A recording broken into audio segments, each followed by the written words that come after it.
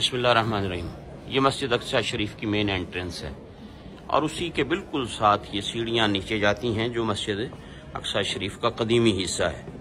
आइए उसकी ज़ियारत आपको करवाते हैं जहाँ मेहराब ज़करिया है, मुख्तलिफ बरकत वाले ये मकाम है।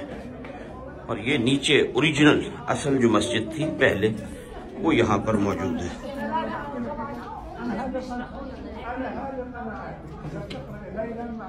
तो ये आप देखें कितनी सीढ़ियाँ नीचे उतरकर यहाँ से जाना पड़ता है। और जब इन सीढ़ियों से उतरते हैं तो ये मस्जिद शरीफ की कदीमी, ये आप दीवारें देखें, ये ऊपर देखें पत्थर का काम, और ये वो हिस्सा है जो कदीमी मस्जिद है। अब जो मस्जिद इसके ऊपर है वो न्यू उसकी तामीर है, लेकिन वो भी काफ़ी पुरानी है। बहरहाल ये वो मस्जिद शरीफ है, बरकत वाली मकाम है, जगह है। हाँ जी, हाँ, जमात होती है यहाँ बाकायदा।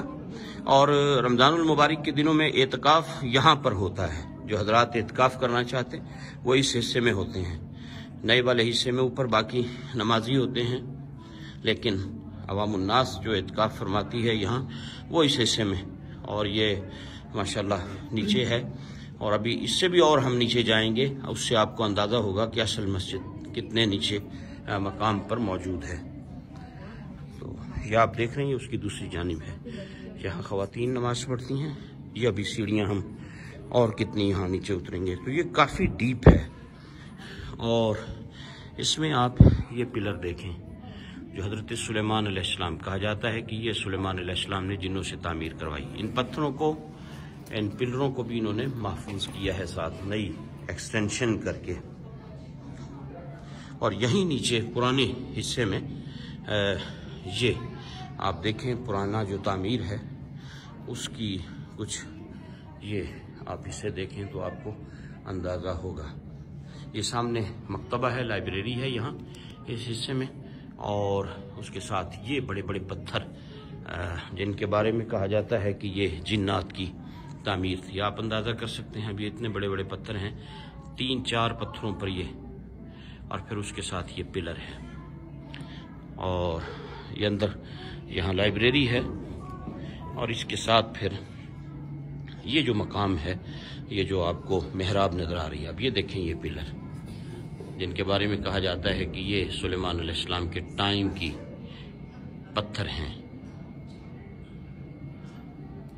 यकीनन ये बहुत बड़े बड़े पत्थर हैं। ये मेहराब है।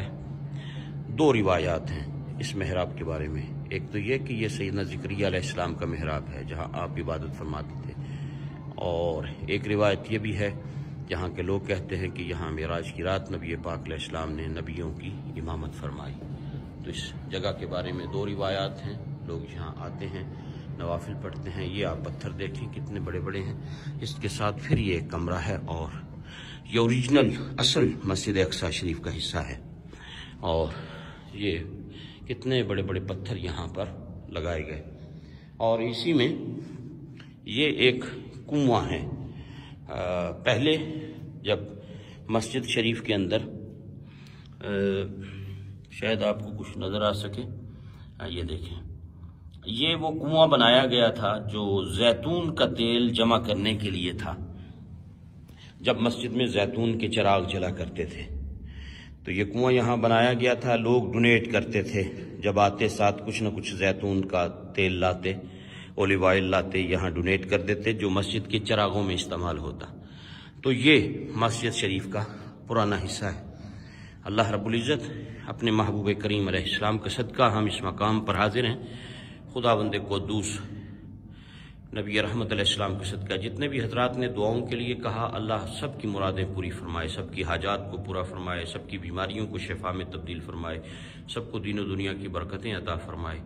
और जिसने भी दुआ के लिए कहा है, अल्लाह ताला उन सब के हक़ में हमारी सब दुआओं को कबूल फरमाए और उन्हें दुनिया और आखिरत की इज़्ज़तों से माला माल फरमाए। भाई जमशेद मेरे साथ हैं, इरफान भाई हैं, दीगर और पूरी टीम है, बहुत से लोग हैं इस ग्रुप में, 25 के करीब अफराद हैं। अल्लाह सबका सफ़र मकबूल फरमाए और सबको कदम कदम पे अल्लाह बरकतों से माला माल फरमाए। आमीन।